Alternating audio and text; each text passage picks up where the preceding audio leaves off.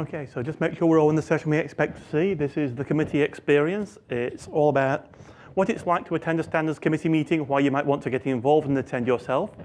Not that this is a recruitment exercise, you understand, but please come and join us. So but you're going to hear the story warts and all about basically how I got involved in the committee, what it was like, what my expectations were to an extent, and how where I was correct and where I was surprised. And have an idea about how this wonderful standard that we live and breathe comes to be. So for those of you who don't know me, my name is Alisdair Meredith. I'm currently working for Bloomberg in New York, and I'm also the current chair of the Library Working Group, which is one of the working groups that produced the standard we're about to hear all about. Traditionally, it's been a 5-year term. I'm just about coming up to the end of my chairship, but I will enjoy it while it lasts. And we'll proceed with one of my favorite quotes about the process is, if you like laws and sausages, you should never watch either one being made. There's an awful lot of truth to this. I've now got a coda to add to this. If you like attributing your quotes to famous German politicians, do not research their provenance. Apparently, it significantly predates Otto von Bismarck, but this is who everyone attributes it to. So I've not yet got the true root of the quote. So C++ Standards Committee, well, it actually has a fairly long technical name, so we might as well break that down and let you know who we're dealing with. We have ISO, IEC, JTC1, SC22, WG21. That alphabet soup is our name. So ISO is the International Organization for Standardization. It's not an acronym. It just happens to have the same letters. It was deliberately chosen not to be an acronym, but how it ended up with that combination of letters, I don't know. ISO is apparently Greek for all things being equal. We're picking no favorites. Also, the International Electrotechnical Commission, who somewhere sit above us in this big committee, and I really don't know a whole lot about them, but they sponsor our work, so they must be nice people. JTC1, Joint Technical Committee #1. It's the first joint technical committee that I believe ISO has had. So, and it's this collaboration with so ISO and the IEC together have created a joint technical commission for standardizing all things to do with information technology. So that's the umbrella organization that we're working under. Within there, we have Subcommittee 22 for programming languages. There are many other subcommittees, so there's one for databases and a whole variety of other technical areas. Codes for interchange. So Unicode, for instance, will now be working under a completely different subcommittee. So that's the next level above the C++ standards group, which are working group 21 within SC22. So we're 21, the C language is 14. Can't remember who Ada are, they're still fairly active. Not all of these groups are still current. Some groups have completed their work. I believe the Pascal standard has long since gone into abeyance. The Fortran folks are still churning away. So decoding that takes us all the way back up to the top. When it comes to the formal process, SC22 is the lowest level of ISO that actually takes formal votes.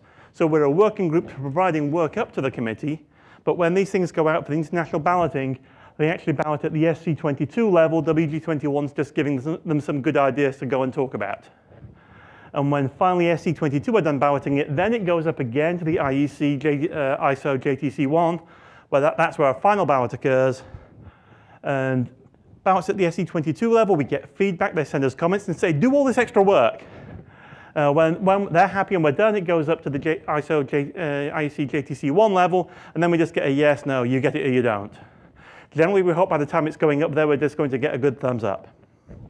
So that's the organization that is sponsoring all the work we're doing here. So, can you go back a slide? Yep. Does the IEC committee approve the standard, or does the JTC? I believe it's the JTC1. Okay. I will admit I have no dealings that far above our level of organization. When it comes to the organization of WG21, Herb Sutter is our convener. And Herb has all the communication with SC22 and through them up to JTC1 and above.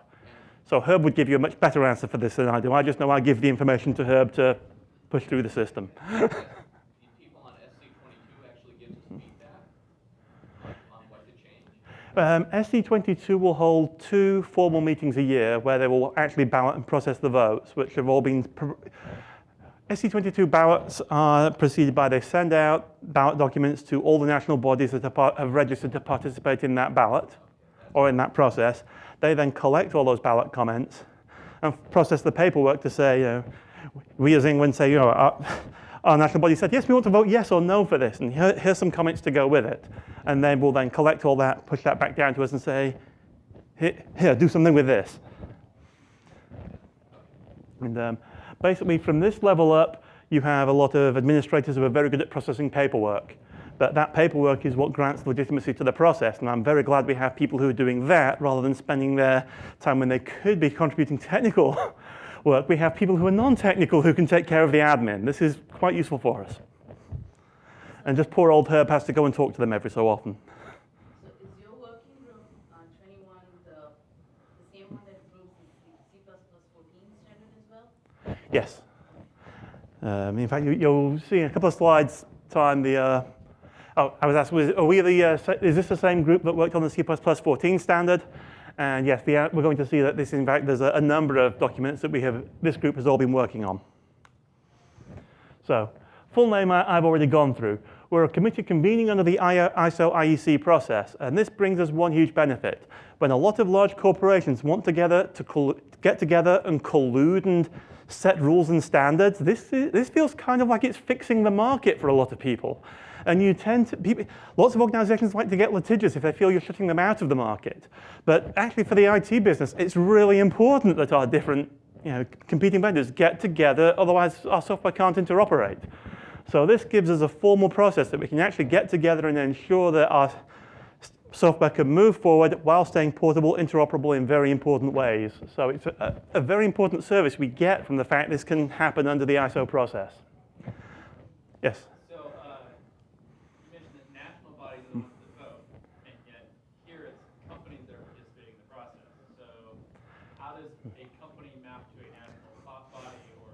Okay. I might as well answer it now, and then I can say I've already handled that when I get to that, but because I can't remember quite where it is in the presentation, it's a bit further down. The principle is, in ISO, it's national bodies that are represented. But how do the national bodies form their opinion? And that varies from national body to national body. And the largest national body participating, oddly enough, is the American national body, which under ANSI, or what's the current name, Lawrence, that we... Insights. Couldn't quite find it online to get the name right. Insights is the current name of the standardization body within the USA that participates at the ISO level. And Insights register companies as members. So when Insights is trying to form its opinion for the US national body position, that's individual companies participating in that process. That forms the US national body position that then feeds up into the main national body voting. And each country can choose how it forms its own consensus of their experts. Each country has equal weight when we get to the ISO process, yes. So much small countries could overwhelm a much larger country with presumably better form of technical opinions. In principle, things could get quite ugly. In practice, as we're going to hear, it's very much a consensual process. Nothing moves forward unless there's already a broad consensus in the eyes of the convener. And again, the ISO and the Insights meetings are deliberately co-located, so there is a broad consensus of if something's important to the American position and not holding much sway with the rest. We can see there's more delegates just from that one organization. That we should really be very careful about pushing ahead, if we are going contrary to that position. It doesn't mean it doesn't happen, but we do think very carefully because this is a very good point of feedback that there's a lot of people who are concerned about something that just because the national bodies vote one way, we need to be a bit more careful maybe. But when you get down to a deadline and decisions have to be made, decisions will get made. So, quick bit of history on the ISO standardization process. 1998, we finally published the first standard. That was 7 years in development, tracing that back to the first standards meeting to contribute towards producing this standard, and about 21 meetings over those 7 years. There was then a great ice age for 5 years where there was a belief that we weren't actually allowed to change the document until ISO renewed it after 5 years, and then we could actually start working on a new project. In actual fact, it was just, we had to renew or not after 5 years, and could have been working on that during that time. But it was nice to take a pause anyway, because the standard in '98 had moved so far ahead of the implementations that it was good to give people a chance to catch up and just clean up the standard and make it a lot clearer, more precise, and simply have fewer issues in it. That then kicked off in 2003 what became the C++ OX process that took somewhat longer than we had expected. And one thing you notice if you start multiplying the years or dividing the meetings by the years, you'll see during the 2003 process, we dropped down to 2 meetings a year. In order to get the much delayed OX process out, you can see that we were taking about as many meetings as it took to get the first standard, and at some point we had to start taking more meetings as well because we weren't getting through it to a year. So that was actually a very busy part of the process. Since then, we've slowed back down, you can see, to 2 meetings a year. But we've also managed to keep the schedule going up. And part of the reason for this is when the 2011 standard went out, we'd been frozen for a while, that we'd hit feature complete. We weren't trying to get new features coming in. So people were discouraged from coming forward with new ideas. C++ 11 shipped, and suddenly C++ was an exciting field to be in. There were lots of interesting things happening now. We just shipped a new standard, and lots of people came in with all sorts of great new ideas. And totally coincidentally, that next meeting happened to be in Hawaii. But it's a promising sign that an awful lot of people who did turn up for that meeting have continued turning up. And it didn't quite double in size going on from 2011, but there was a significant 50% increase in membership. And that's allowing us to hopefully now work a lot faster and get more things done because we've got more chance to. More people means you can take long to hit consensus, but you can. If people are working hard, they can settle out their issues in parallel a lot more quickly as well. So we seem to now be on more of a 3-year cadence for future standards, and we'll see how that works out. Other projects we completed during that same period. 2006, we published the Performance TR, which was basically an informative technical report, not much in the way of content for new features into the language, just addressing a lot of concerns about whether a lot of the new features that went into even C++ 98, like namespaces and exceptions, had a significant performance impact or not. So that was a detailed report that highlighted implementation techniques that essentially eliminated the vast majority or indeed all of the expected performance penalties that people were concerned about, demonstrating C++ could be implemented efficiently. And had a couple of headers for directly accessing hardware that didn't seem to, because they were tucked away in a TR that not that many people seem to be looking at, they don't seem to have been taken up to any great degree as far as I can tell. Developing at the same time, shipped about a year later, we had the first library extensions technical report, TR1. There will not be a TR2 because ISO have now renamed these things to be technical specifications. But at the time, it was TR1. And that was the first new real work coming out of C++ for here's something you could have and use since '98.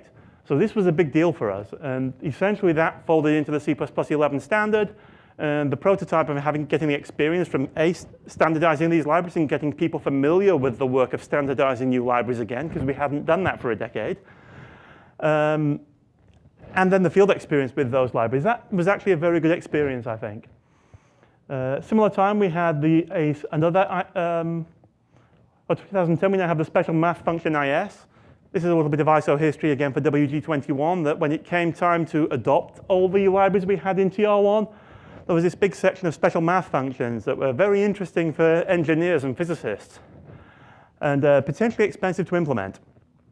And that there were some good free implementations out there. Boost had a full distribution that was freely available with a good license. Anyone could ship it.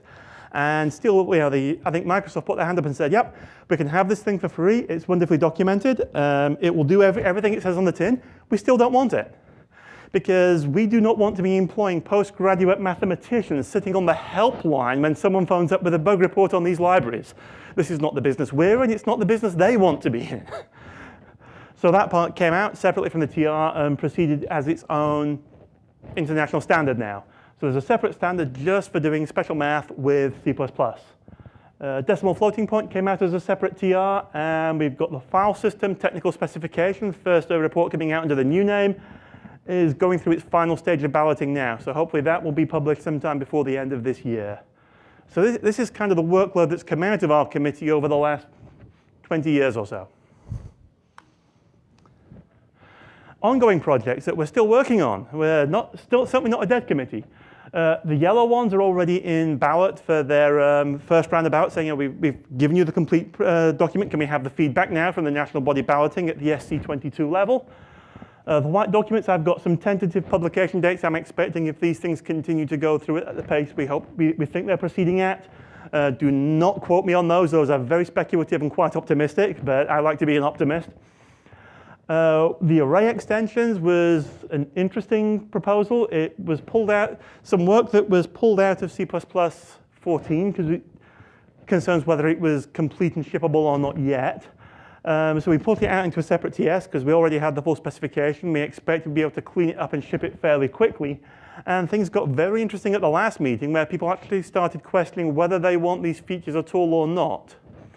So there's a risk this project actually might be cancelled at the next meeting. We're going to probably have another review to see whether we're still of the opinion we were at the last meeting. Different meetings have different people, so it'd be premature to cancel it on the basis of one bad meeting.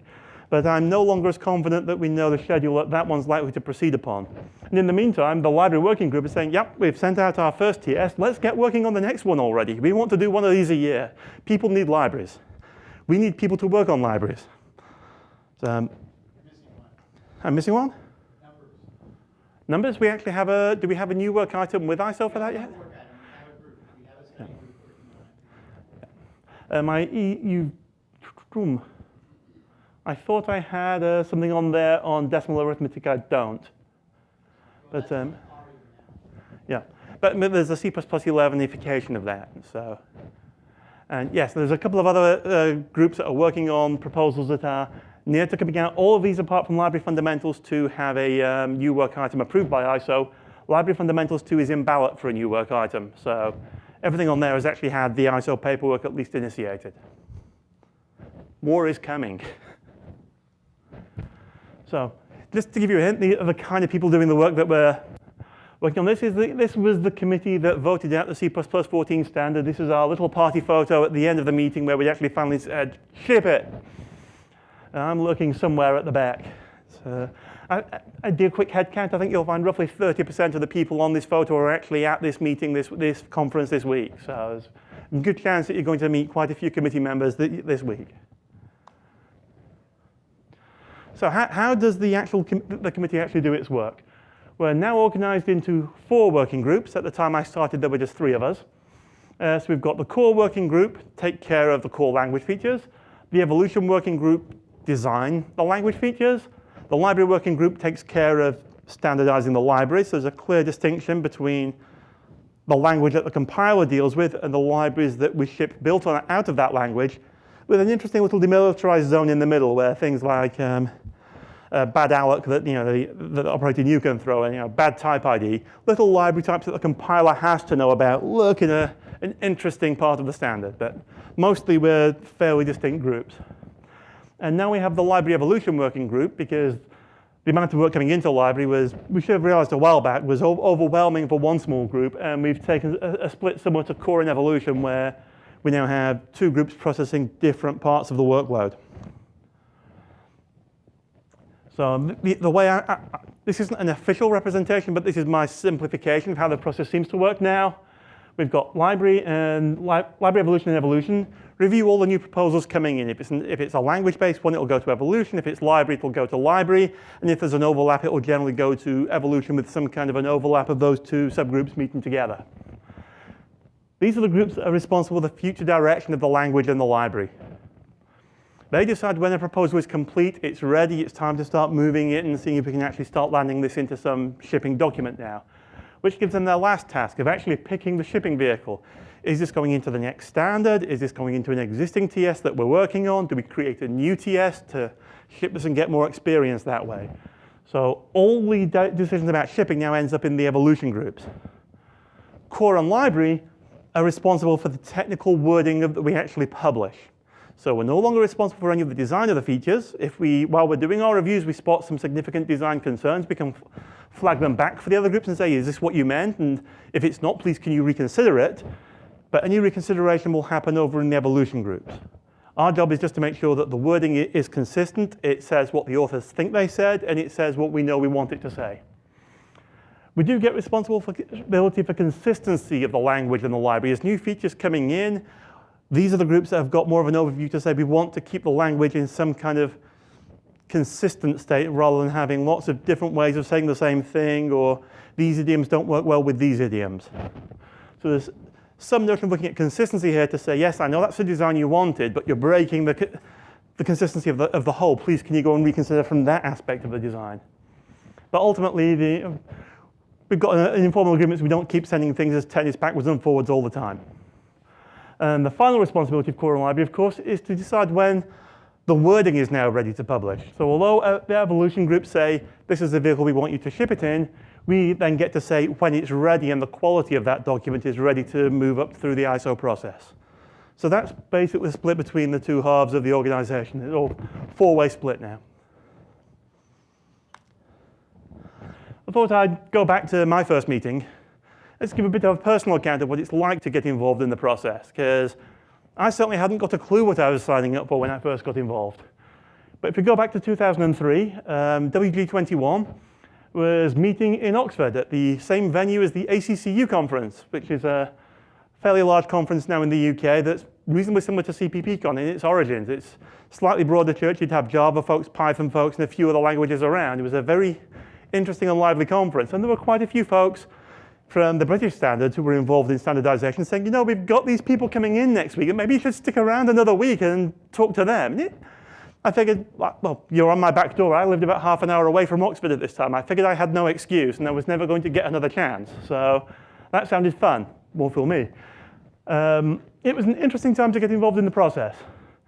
The 2003 standard had just been shipped from the previous meeting in Santa Cruz and has published sometime between then and this Oxford meeting. I was oblivious to the standards process. I had no clue I was coming in at the first meeting after the 2003 standard had just been published. That just coincidentally happened to be the case. At the previous meeting, the library working group had just started work on TR1.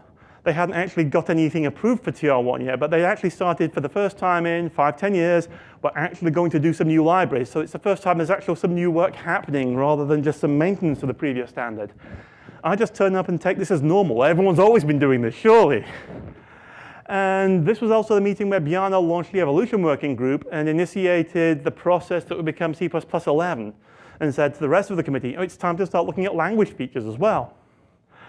As I said, I just turned up on spec. I had done very little research into the process and what was involved and what was expected of me for turning up. I just thought, let's go see what happens, sit at the back, stay quiet, do nothing, and just observe, have fun, then go my own way. A little bit my homework though. The official mailing is how the work comes into and out of the standard committee. And there's a mailing 3 weeks before any meeting, and that has all the papers that are going to be discussed at that meeting, or all the new papers. We might still look at some of the older ones as well, but the intent is anybody has a paper in for that meeting, in that mailing, you want to at least review it and give them some feedback and see if that's going to be able to go forward. It will also contain issues lists, which are the current list of issues and defects we know about in the standard. And as people file more and more issues, these lists tend to grow rather than shrink. But over time, as we realize it's time to start cracking on those issues lists more than the papers, they do shrink as well from time to time. And there'll be the proposed current working paper, the current editor's draft. I wasn't so much aware of the issues list and the working paper at the time. I turned up to the first meeting without a copy of the standard, without a working paper, not particularly knowing what I was doing. I was just turning up to listen. But, well, I didn't know what was expected of me, so I assumed I had to write a paper. So I did. And this gives you standard array now, because I just looked around and said, what's the simplest library I can possibly write up that doesn't look to have been written up yet? I looked for a model paper I could follow and said, okay, there's a nice simple HTML document. I can tear apart that style and do the same thing. I did my research. Standard array, there's an array in Boost, but this wasn't the only previous experience of this, I found at least 3 separate references. One was Boost Array. Bjarne had a very similar class in his book, and there was a very similar class in Matt Austin's book on the standard library as well, for describing how you have a concept-based approach to describing the library, which is a very interesting thing given its age. But they all had something that was almost the identical same interface. We said, well, darn, if no one's proposed this yet, but everyone's talking about it, surely this is the kind of thing I can write up and I'll not be laughed out of school, even if it's not taken up. And I just quietly sit at the back, and I didn't know how to submit it. I think I might have actually written this after the 3-week deadline had passed, just because I figured I had to have something for show and tell. Turns out you don't need to do this. But it's a very interesting experience. And we'll hear a little bit more about this paper later. So I want to walk through how a typical meeting is organized. And we're going to take the typical meeting from 2003. So this fairly closely corresponds to the meeting I turned up to. The organization has changed a little bit since then, and we'll talk about that later as well. So Monday morning, everyone turns up. We have some introductions, which means we'll go around the room and everyone will stand up and go, yeah, this is my name. Hi, I'm Alisdair. I represent Bloomberg, and I'm the library working group chair. And we'll go around so everyone gets to hear everyone's name. We've got an ability to hopefully try and identify people around the room. Generally, if this is your first meeting, you're going to forget all of those names straight away. You might spot a couple of the important names and go, oh, you. On the other hand, if you've attended a few meetings, you know people. But it does give you a good chance to spot the new folks coming in.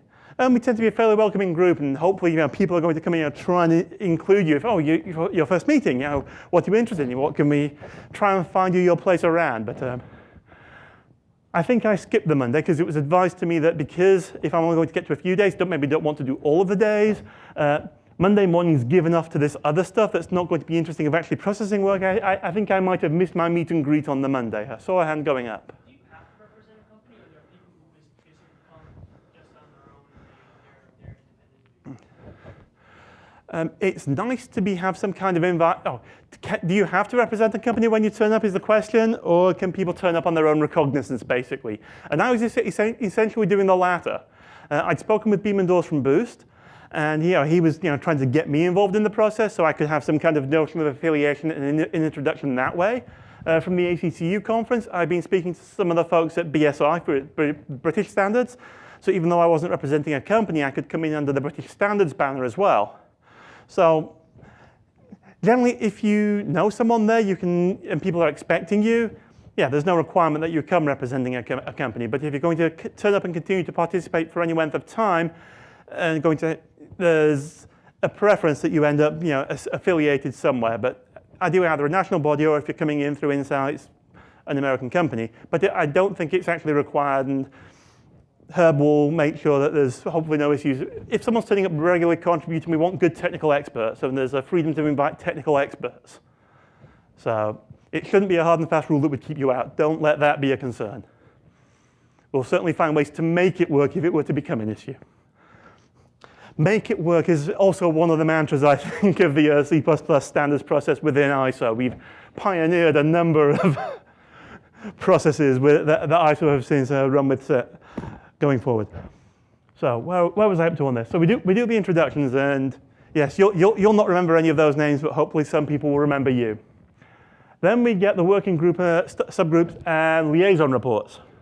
So we've got a clue as to what's happened since the last meeting, and it gives us a clue to see what we're expecting to do this meeting, so we can actually plan a schedule for the meeting for what work we expect to deliver, and people have an idea of which groups they want to go and attend, because I'm library working group chair. I'm probably going to spend the vast majority, if not all of my time in library. They kind of need a chair to run most of the sessions, unfortunately. But there's nothing binds you to any one group at any given time, and people are submitting papers for different groups. So it's good to have an idea of what the agenda for that meeting is going to be, so you can say, okay, I'm going to spend most of my time in library, but I'm really interested when that language feature comes up in evolution. And people move around. A motion we will take almost every Monday morning is we will adopt the working paper that came out of the last meeting. We adopt them at the next meeting because we don't have them written at the end of the previous meeting. And plan the week. At that point, that takes most of Monday morning. So Monday afternoon through to Wednesday evening, we break up into our little subgroups. the four subgroups I just spoke about, who will then review, revise the papers, and time willing, process the issues lists. So that's the basic composition of the business part of a meeting. Come Thursday morning, we reconvene again in full committee, all back in one big room. We have the subgroup reports who say what they've actually done this meeting, what work they're going to bring forward that we can vote on, and we then, part of the fun, I suppose, we do tentative voting. Because it's very nice for ISO when they look at all our records and say, all your votes passed, and we're almost unanimous. You're a very consensual group. You're doing process great. We do that by voting on Friday. Thursday, we see which votes are going to stick. But again, we are a very consent-driven process, so it's very unusual for anything that's being proposed on a Thursday to turn out to be contentious and have issues. But people do pay attention. They will ask their questions. We have been, it's certainly not unusual to lose a motion or two maybe on the Thursday either. Most meetings they'll all go through, but it's certainly not unknown to lose a few.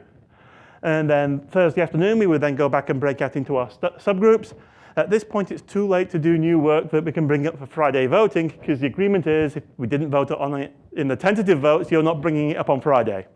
But it's a good time to continue processing things like the issues list and start working out what engine preparatory work we can do for the next meeting. Then Friday morning, first things, the official vote takes about an hour, and then everyone goes home. It was quite common back in the 2003 days for Friday to be a much smaller meeting that most people had already gone home Thursday night unless they actually had to carry an official vote. So that was typical composition of a meeting around about 2003. Towards the end of the session, you'll actually hear a little bit more about these meetings get a bit more work done now. So, committee in action. Here we are all sat around our computers. This is probably a full session, say a Monday morning, where we're doing the reports and doing the planning. So, as I said, we do the introductions. You folks are overwhelmed. I think I already jumped ahead and spoke about all my bullets on this slide, so let's move on. Going back to that 2003 meeting, there were some interesting hot topics. As I say, we were just at the library was about to do an awful lot of work on TR1. The intent of that Oxford meeting was actually to adopt and put up in the full vote on the Thursday and Friday every single library that was going to be adopted for TR1. So TR1 was going to be adopted complete at the end of that meeting. And I'd got my little library proposal that I didn't know anything and nobody knew anything about was coming that we wanted to somehow ship into this document. So that was interesting. The evolution group started talking about C++OX for the first time. And I really wanted to be in that, but I'd come in sponsored by Beeman, so I gave myself an undue guilted to spending most of my time in library, which was a good place to be because we were just looking at all the new libraries for TR1. So it was actually a fantastic thing to guilt myself into. And it turned out, you might have guessed I've done more meetings since. There was plenty of time to get around to evolution. But the big topic of the day was EDG, or a company that create front ends for compilers, had finally implemented and shipped the first implementation of the export keyword from the C++98 standard. And this suddenly panicked all the other vendors because they thought, we got a Mexican standoff. As long as nobody implements it, nobody will care. And suddenly somebody shipped it, and immediate panic reaction. We're about to review the new standard. Can we kill it now before the rest of us have to do this work? So that was an interesting topic. I'm just dazed at looking at all these big, high-level people throwing around interesting concepts, all meeting long, and it was a fun place to be as a newbie in the process that nobody knew you, nobody cared, because they've got this fun toy. And the end result was we put this thing in the standard. This company had put in an awful lot of work to make this happen. It would have been incredibly unfair of us to pull the rug out under them, having said, we told you you had to do it and you did it, more fool you. So the end result was export stayed. Anyone familiar with C++11 knows that might not be the end of the story, but it was the end of the story for the next 5-6 years. So at this point, we're now working in subgroups. Each group, if you attend a meeting, you'll find tends to have their own style, partly led by the chair, but the chair is largely reflecting the way the group itself works. So The library folks, certainly back in these days, could be a little bit boisterous. Everyone's excited and passionate. The core working group has been described as a Quaker prayer meeting. Perhaps a little more quiet. Typical core, but they'll open up the issue. 2 minutes, wait a minute. But maybe a quick sentence, and there's a little nod. About a minute later, clearly everyone agrees next issue. They communicate by telepathy, I swear.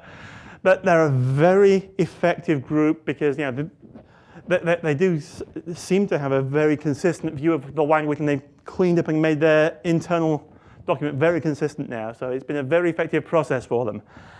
But I don't have telepathy. You're safe. The evolution groups tend to be somewhere in the middle, perhaps a little bit more boisterous these days now that library and library evolution have split into two, and the library group, I'm sure, are going to develop telepathy of their own in time. But they tend to follow a similar agenda. We're going to review all the new papers because that's work people have done for this meeting, and we want to give them good feedback. That's how the committee makes progress. Once we've got through those papers, or if we look at the paper and we can see it's close to being ready, some of these papers might get revised and come back during the meeting. And we're going to try and iterate those if we've got a chance of putting them up for the Thursday vote. Once we've dealt with all the papers, we can then head back to the issues list, because there's always an issues list waiting for us. We'll then start processing these defect reports, and any defect report that's been left at the ready status at the end of one meeting is automatically going up for vote at the next meeting. But if your issue wasn't in ready status at the start of a meeting, in principle, it's not going to come up and vote this week. The best we can do is move it to ready, so there's a meeting's worth of gap for people to reflect on it and say, are we really sure this was right? But we're not going to look at it at the next meeting. It just goes through. It's just people had a chance to do due diligence and just have a last check. So, random photo I found of Gabby in this case, playing with some code on the screen, presenting. This is the kind of thing we're trying to present a paper. We've now got typically going to have a projector so we can have some code on the screen, some presentation from the papers, and we can go through and discuss, a manner similar to this, the papers that are under review. So, what do we do when we review a paper? Hopefully, everyone's read the paper before the meeting. This is a great hope. It's rarely idealized. Hopefully, there'll be a number of people in the room who have read the paper, and they will tend to lead a lot of the interaction because, they know the interesting points to bring up for discussion. And then once we drilled in on those issues, everybody else is bound to have an opinion now, and you've identified the thing we need to talk about. The author is typically going to present the paper. This doesn't mean that every paper is presented by an author, but it really helps if the author can attend the meeting. Good counterexample for this is if we look back to Library TR1. The bulk of the words in that TR, I believe, came from Peter Dimov and not Pete Becker. It's John Maddock. And neither of these people have ever attended a standard meeting. Very active participants in booths, very active online. For whatever reason, they can't make it physically to the standards meetings. But they've got a very good reputation online. They were very well known to a lot of the committee members, and therefore had very persuasive opinions. And when their papers came through, they always had a champion who could accurately represent their opinions, and they were easily accessible offline. So not attending a meeting is not a prerequisite for getting your papers reviewed, but it does go a lot better if you're there and can directly participate and give feedback, and it shows a sign of confidence to the committee that you're behind your paper because you went to the effort of turning up. What are we looking for when we review a paper? First of all, is the problem trying to be solved significant? Anytime we put something into the standard, it's a burden on all the implementers have to implement it. Everybody who's learning about the language has to learn about it. Are you solving a problem serious enough that it belongs in the standard? That barrier is a bit lower when we're talking about technical specifications. Then how desirable is the solution you've proposed? Do we like it? Does this look like, is it solving the problem, and is it solving it in a manner we're happy with? Does it break any valid existing programs? And it's surprising how many ways you can break existing valid programs. And hopefully we can clean up any little concerns there, but this is a classic reason why we never, or try very hard not to introduce new keywords, because that keyword was available for an identifier for someone. The original version of the concepts language feature used where as a keyword to introduce the constraints on templates. And where turned out to be a somewhat popular identifier in code. So perhaps we had to reconsider that one. And finally, how consistent does the proposal you've got or the solution you've got fit with the existing feature of the specification that we have today? Two mantras you'll frequently hear when we're reviewing a paper if we don't got some concerns about what we're looking at.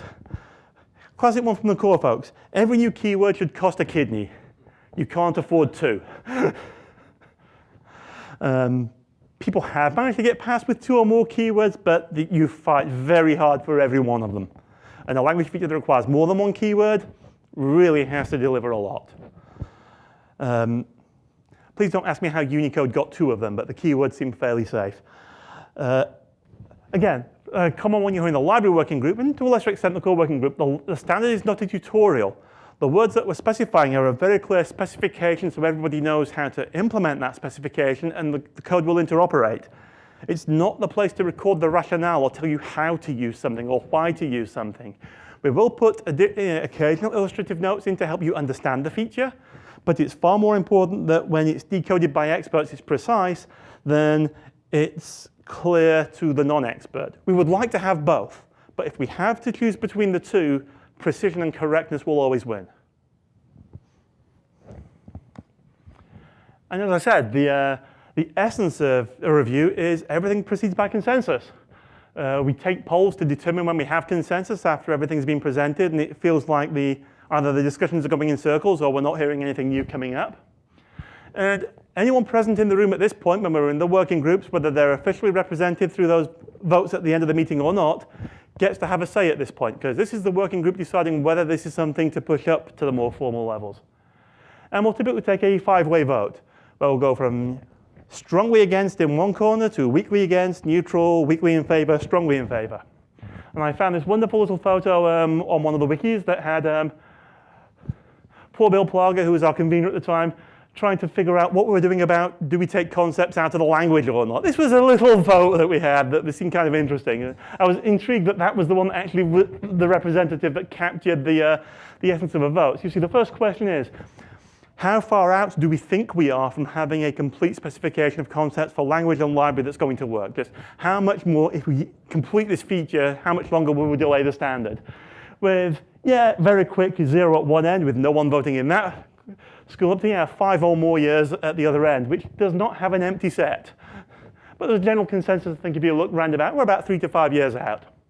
And on the basis of that information, we then had 3 separate polls that were all essentially taken in parallel. You're not saying, I want A, B, or C. You're saying, this is how strongly I feel about option A, this is how strongly I feel about option B, and this is how strongly I feel about option C.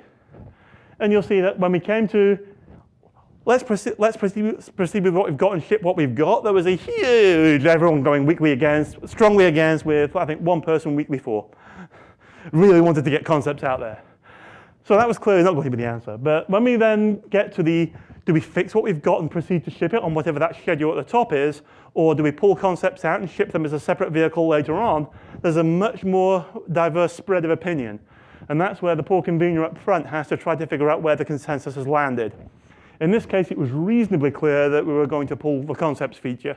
If that vote had been closer, I wouldn't have liked to have been in Bill's shoes.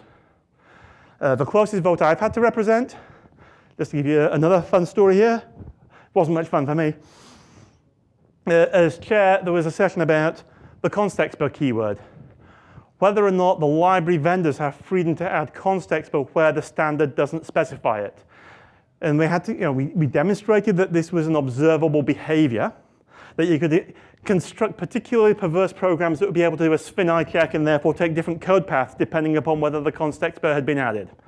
So we took our 5-way poll of, do we believe library vendors currently have freedom to say this or not?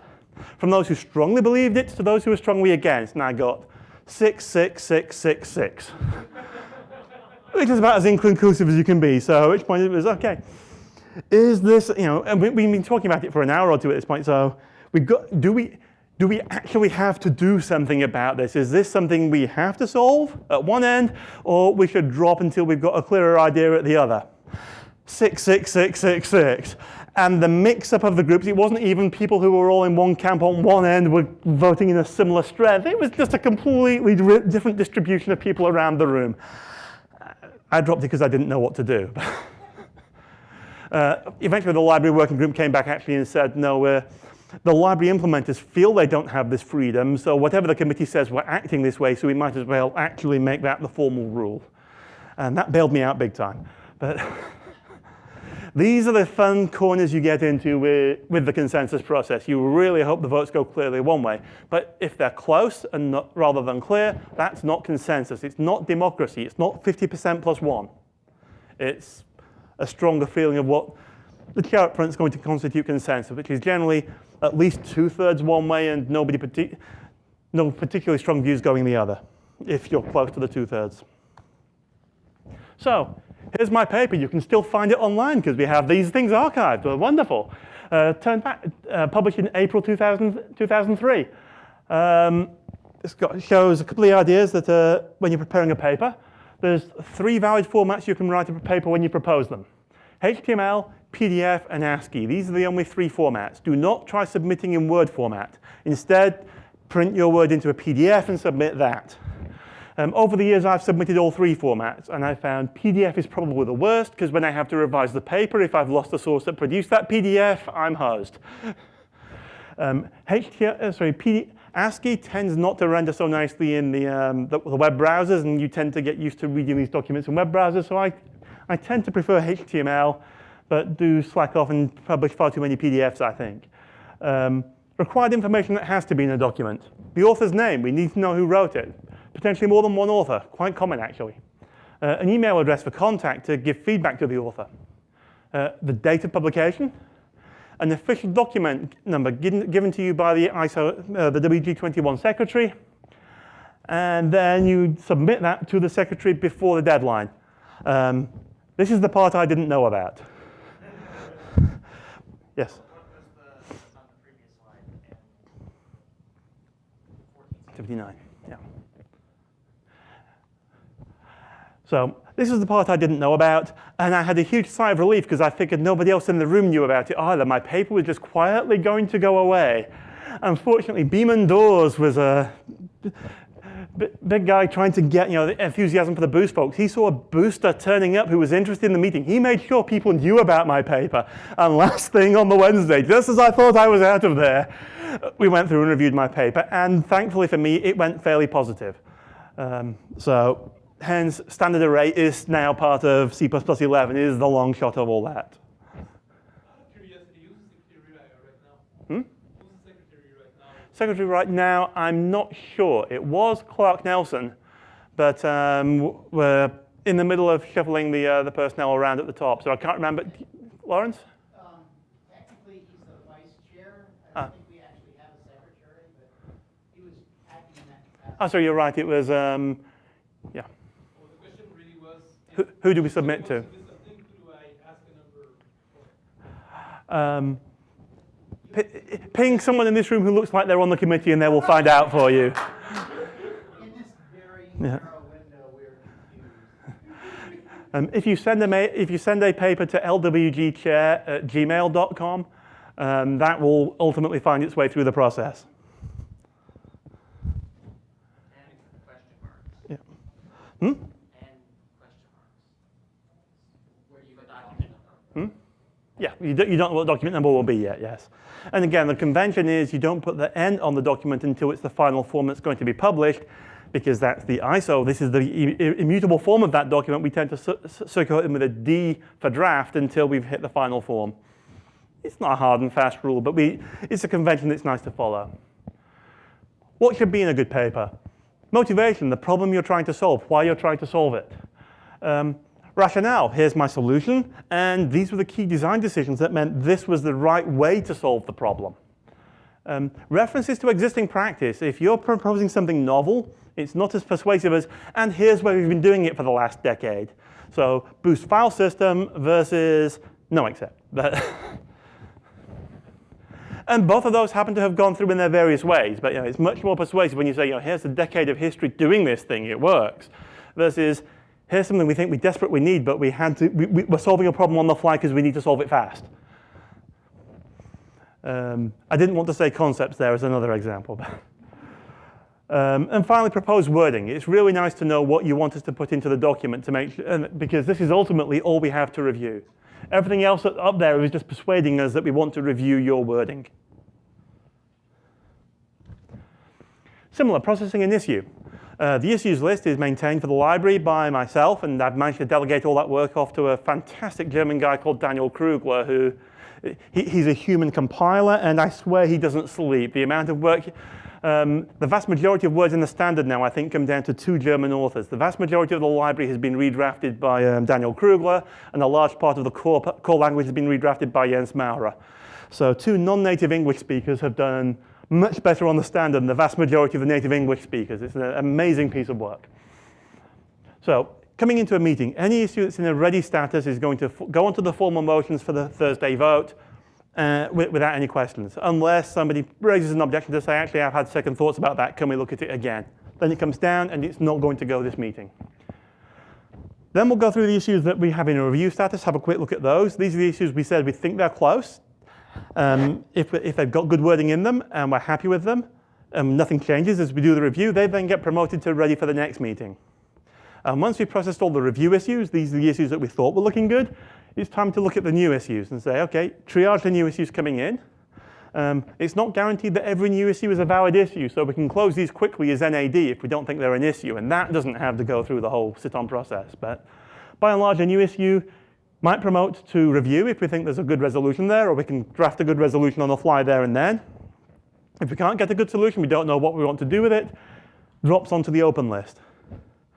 With luck, we're going to find time by the end of the meeting to get to the open issues as well, but this is a fairly growing bucket, and generally, if somebody comes in that has made progress on an issue, we can hopefully get it from open to review before the actual meeting itself, so that it's on the active list that we know people are looking at and working on.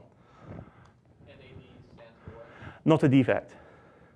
And there's another category of not a defect future that says, yeah, it's not a defect, it's an extension or something. It might be a good idea, but at this stage of the process, if we're in a period where we've closed for new features, we're not going to look at it now. Maybe the evolution group should be looking at that rather than us. So future is essentially the term there, but it historically has carried NAD with it. It's not a defect, but it is something interesting.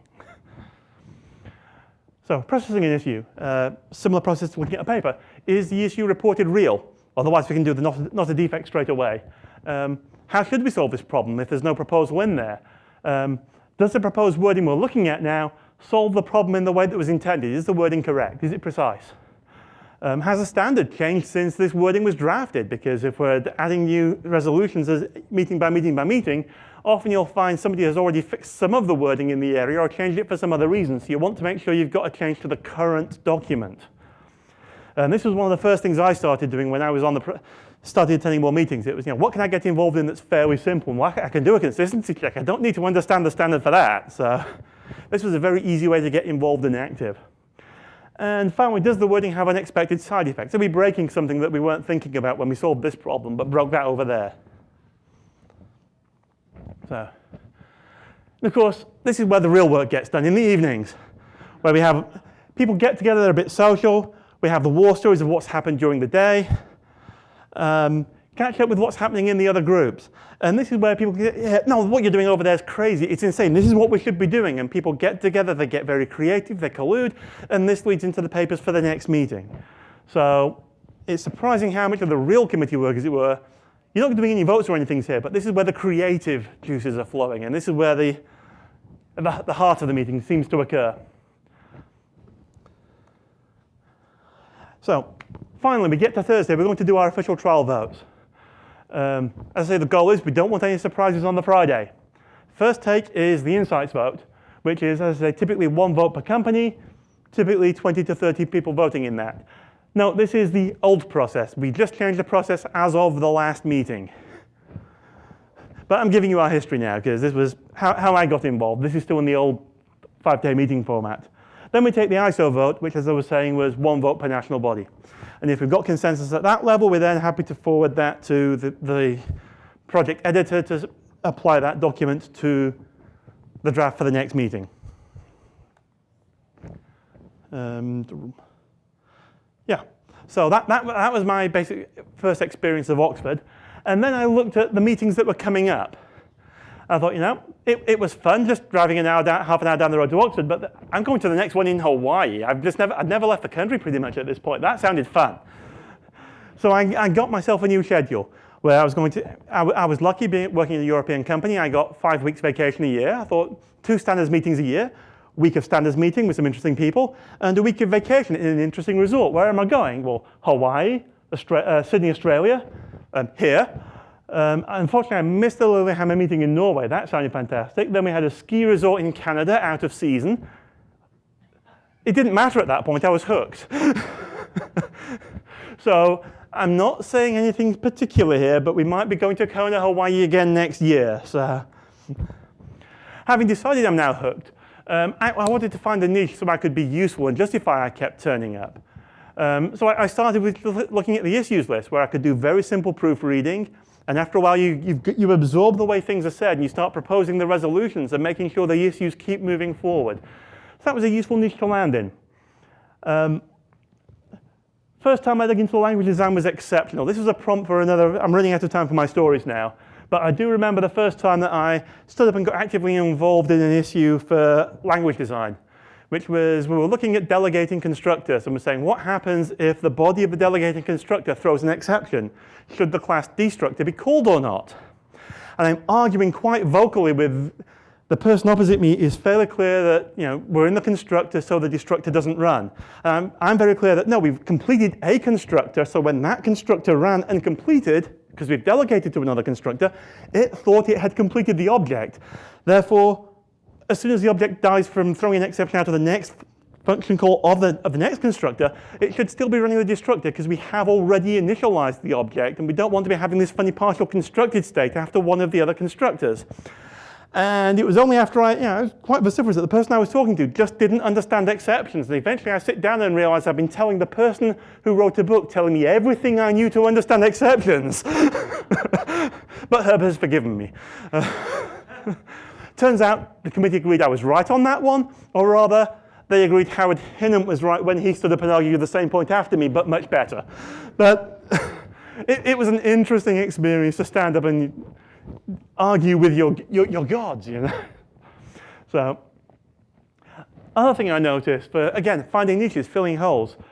Lots of papers were being processed, but nobody was really tracking whether papers were progressing and being adopted and going into the standard. And there were lots of features that seemed like they were very close to being complete, but nobody knew when they were landing or completed what the process was. So I just started creating papers like an issues list for the papers.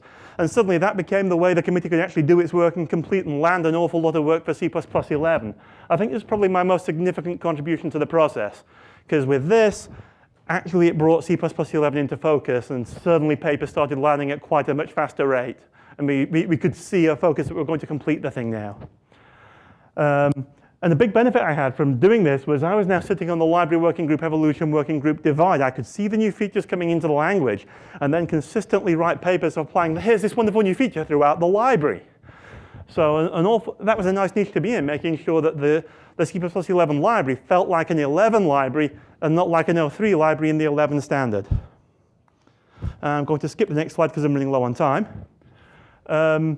Endgame was talking about the process of what's it like how do we actually land these projects at the end. And basically go through a few layers of balloting. We had a new project ballot back in about 2006 that said, these are the features that are going to ship when we finally ship C++ whatever next is. And some of the wording there was placeholders to say, we're going to do something about garbage collection. We're going to do something about something called concept. But we didn't actually write any wording for them other than this is coming. Next document, the CD, was feature complete. That said, here's full wording for all the features that are going to be part of the final standard. In principle, no new features came in after the new work item project, but in practice we snuck a few small things in here. Just the process tends to do that. But now, really, no new features at all in principle. And this is a full feature complete, but we hadn't applied concepts to the library. This was the last gasp. Concepts have to go now, or the process is stalling. So we shipped the concepts in the language, knowing we'd get ballot comments coming back from the national body saying, apply them to the library. Oh, well, if you insist. So that after that, we get all the ballot process comments coming in from the CD. We spent about a year processing those. There were about 1,000 comments. Each one had to be individually responded to back to ISO. And that produced the FCD, which is where we had the interesting decision that in order to get this thing to ship, we were going to remove concepts. So seriously, no new features. No except was invented at this point, because it turned out that we had completely broken the exception safety guarantee for existing code on pushback on vector and similar code. And we had to do something to solve that. So no except was a bug fix rather than a feature. Async. It was a new library feature that was, yeah, it was a new feature. And so from the FCD, we get the FDIS, where this is feature complete. When we send this out, this is really final wording. Absolutely no new features at this point. We did not suddenly change the semantic of destructors now that we added no except at the last meeting of, no, didn't happen. But yeah, as you can see, we're gaming the process all the way to the end because we're passionate about getting the best document we can out. But we also have to recognize that these things have to complete and ship at some point. Shipping is a very serious feature. So, progress on the process. If we go back to 98 and earlier, the reason these things are called mailings is they used to ship as hard copy. People were turning up with paper documents, and when you did a revision during the meeting, people were printing them and distributing papers at the meeting. This is before my time of the process, so I'm taking this all as legend, but I'm fairly sure Lawrence will be able to give you the stories. So by the time I'm around in 2003, most delegates, but not all, have laptops. Electronic papers are available online before we turn up to the meeting, so we're certainly not pre-printing and shipping all the papers out all the time, but people might still be turning up with hard copy. A wired LAN is around now, so there's some kind of electronic communication available during the meeting. If we're lucky, it might even go out to an internet or not. But it's 2003. It's still early days in Europe for some of these things. The other key thing that enabled the committee was around about 2005, Dinkomware filled in a very important void. They supplied hardware and support for having a wiki available at the meetings. And suddenly we could track progress for what was happening in the other working groups while you're meeting. Suddenly we have minutes of the individual meetings happening, so we can see our record of how the subgroups were proceeding. And now we've got a place where we can publish papers live during a meeting, so we can start iterating our papers and making big progress during the meeting. So I say my big contribution was just having a way to record progress. Dinkomware went way above and beyond and gave us a way to make progress. So that was the other big driver, I think, that made 11 actually ship at all. The other key thing we did was, at some point we realized we just weren't getting enough done with those 5-day meetings. What does adding 1 day do to the process? Well, the net effect is we've pushed what used to be Thursday morning off to Friday morning. So that means we've rather than having 2.5 working days, we've got 3.5. So although it sounds like a small thing adding 1 day to a 5-day meeting, it's actually a 40% gain in the productive time of the meeting that's going to contribute to what's happening on the final votes, pushing those votes off to the Saturday now. We also pushed the time where the papers have to be final and available to Thursday lunchtime. So it means Thursday morning is not productive time getting new work in, but this is time that we can finally, whoever was given work to review and redraft and have available for the Friday votes, they've got the morning for people to review and make sure the correct changes have landed and edited. And that used to be the deadline of 6 p.m. the previous day as well. So that really buys us time to move the process forward. Formal votes are now Saturday afternoon, so Saturday morning, people are actually still hanging around. Not everyone, but there is work that can be happening there. Typically issues processing. I'm going to sit on people till we have issues processed. I'm afraid it's my own little vice. The other thing we're trying to do now is get more work done between meetings. Say I'm already out of time, so I'm just going to race through my final slides. In order to get more work done as a committee, we've now created all these study groups, which are convening partially inside and outside the ISO process. You don't need to be part of ISO to sign up and get involved in a study group. These groups are all maintaining their own issues lists and document mailings and handling work to try to produce work that they can then filter into the appropriate evolution groups to say, here's a fairly fully baked idea before it gets to the committee, so it doesn't need to spend as much time thrashing in committee and can hopefully move forward more quickly. So we now have 12 active pipelines, a database pipeline has unfortunately closed for the moment. But this is throwing an awful lot more work our way, which does bring us to the problem we're about to have to start wrestling with, that Monday morning report time is suddenly taking much longer than we expected it to. We have 12 study groups to report. If I ask Lawrence if the numerics group have much to say at the moment, first of all, I've got to locate Lawrence in the room to give me the report. It'll take 10, 20 seconds. Lawrence, do you have anything to tell me about numerics right now? No. Okay. So we can probably conclude that in about a minute, often 2 or 3. Doesn't take long before that's taking an hour or more, just to go through people didn't do anything, if they have done something. So if study groups are active and coming with things to report, suddenly you can lose the entire day now if we're not somehow being more careful or constraining about what should be reported here. We're getting lucky that things have mostly been fitting, but this is an interesting it's a good problem to have that we've got too much to do, but it's an interesting problem to see how we're going to handle all this. Another interesting liaison, the C liaison, I think is not going to surprise people. We have a liaison with the Standards C committee. There's a new committee that SC22 have convened for security vulnerabilities in languages in general. And they're hoping to get something out of the C++ working group to say, these are the risks that you get when you're using C++ language. This is how you can avoid some of them. And this is how we might harden the language a bit against some of these issues in the future. We get the editor's report, and we then adopt the working paper and the convener's report. So there's an awful lot of reports happen now on a Monday, and potentially again on the Friday. So my quick sales pitch for getting involved, read the mailings. The mailings are online, they're freely available. You'll even find the current working paper of the standard. You'll probably find the previous standard writing very close to the final wording if you don't insist on having the specific ISO front page. So it's a handy resource to have. Report issues. You've got a copy of the standard you couldn't read. Read it. Tell us where you spot the mistakes. We want to fix them. Get involved in reading the issues and submitting potential solutions for those issues that you see. If something's interesting, you say, I need that problem solved. Get involved with your national body. I'm in the UK, or I used to be in the UK, I'm now in New York, but BSI meets 6 times a year, once before and after each meeting for a day, and again one time between meetings just so they can get some work to move forward between the meetings. They're actually a fairly active standards body. In my case, I can even teleconference into those meetings. So very handy to have a national body that's involved, and then they can be much more interested in getting whether or not you go to the main, making you keen to get involved in the main meetings themselves. Finally, attend a WG21 meeting. It's fun. You get to see the world. I mean, as I said, that Hawaii meeting does wonders for our membership. But from my perspective, it's a week where you're solving interesting problems with really bright people. It's a language we all care about. At heart, we're geeks. We soak this stuff up. If you're here at this conference, it's probably because you're similar to me in this regard.